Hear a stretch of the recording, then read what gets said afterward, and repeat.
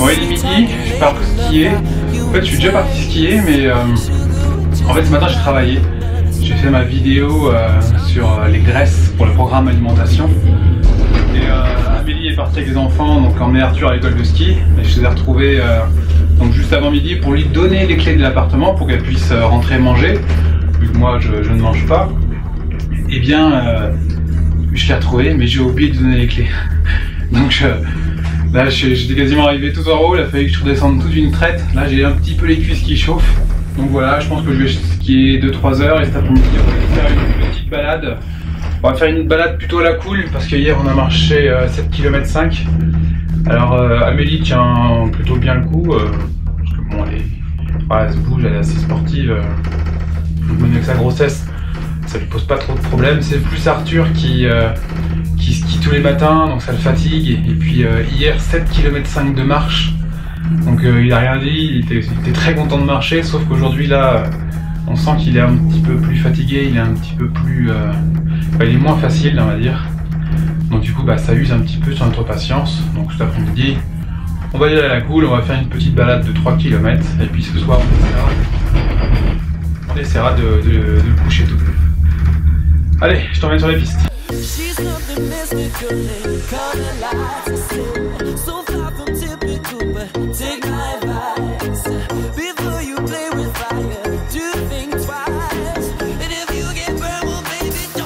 Il y a un gros avantage à pas manger entre midi et 2 ou de manger en décalé.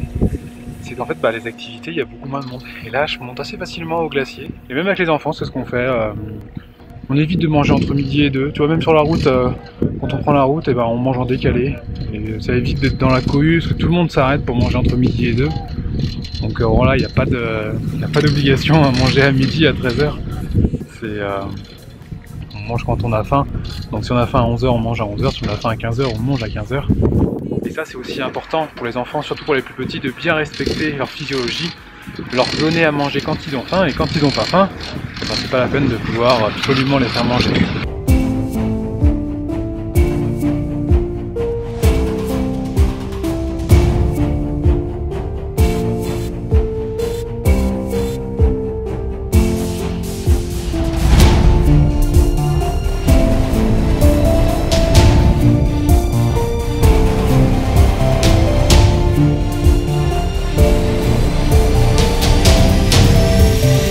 Tout à l'heure aussi je te parlais qu'Arthur est fatigué en ce moment avec le ski puis la balade.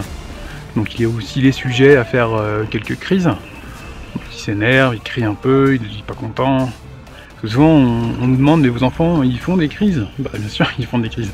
Tous les enfants font des crises sans exception.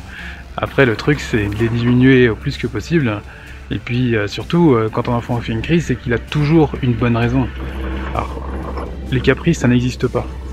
Les caprices c'est un truc d'adulte, donc les enfants ils n'ont pas la notion assez complète, ils n'ont pas la logique pour être capable de faire des caprices.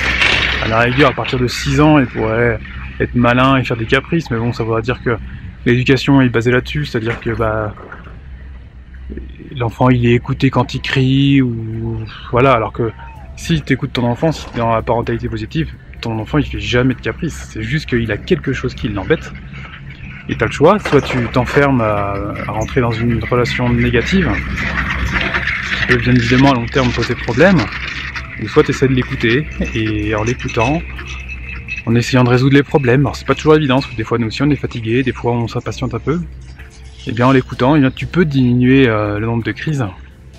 Et tu vois Gaspard qui arrive à 20 mois, qui a 20 mois, donc là il arrive en plein dans ce qu'on appelle le Terrible 2.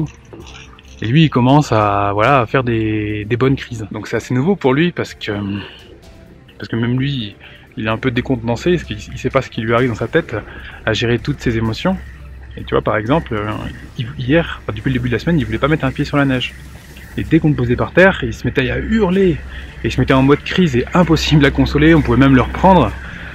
Et donc il fallait détourner son attention, essayer de la mettre sur des choses qu'il aimait. Alors il aime beaucoup les chats, alors je lui parlais des chats pour essayer de détourner son attention. Mais il y a Amélie qui a fait un atelier sur le sujet, qui s'appelle Atelier Gestion de Crise.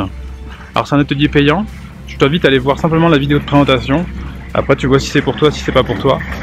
Même dans la vidéo de présentation tu vas apprendre des choses, donc je t'invite vraiment à aller voir cette vidéo.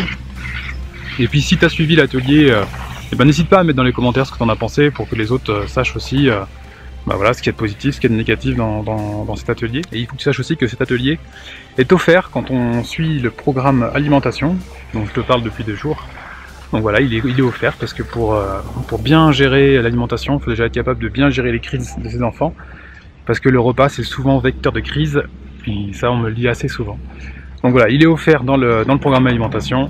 Moi, ce que je t'invite à faire, c'est déjà de regarder de la vidéo de présentation et tu verras si c'est pour toi ou pas. Parce que c'est pas fait pour tout le monde, hein. Si tu penses que voilà, ton enfant il est sujet au caprice, si tu penses qu'un enfant ça fait des caprices, bah, tu vas pas t'y retrouver. C'est vraiment fait pour les gens qui veulent, pour les parents qui veulent vraiment adopter la parentalité positive, qui sont prêts à écouter leurs enfants, aux parents qui respectent les émotions de leurs enfants. Donc voilà, si tu es plutôt dans une parentalité un petit peu plus à la dure avec punition, ça sera pas fait pour toi. Mais si tu as vraiment envie d'adopter la parentalité positive, améliorer tes relations au quotidien, moi je t'invite vraiment à cliquer sur le lien et d'aller voir ça. Bon, je te laisse que j'arrive au télésiège, à la fin du télésiège, et il est assez difficile celui-là.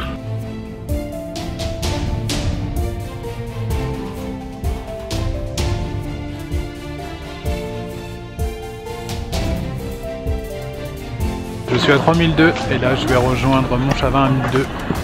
Donc c'est parti pour 1200 mètres, non pour 2000 mètres de descente.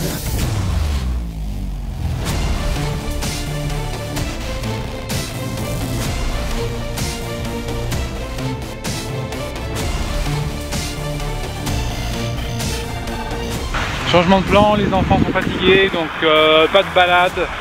Amélie va faire de la luge avec eux et du coup moi je vais en profiter pour aller travailler. Ça va, c'est quand même cool, j'ai bossé ce matin, j'ai pu skier 3-4 heures. Et là, je vais finir jusqu'à ce soir à travailler. Sur ce, bonne journée, prends soin de toi et de tes enfants.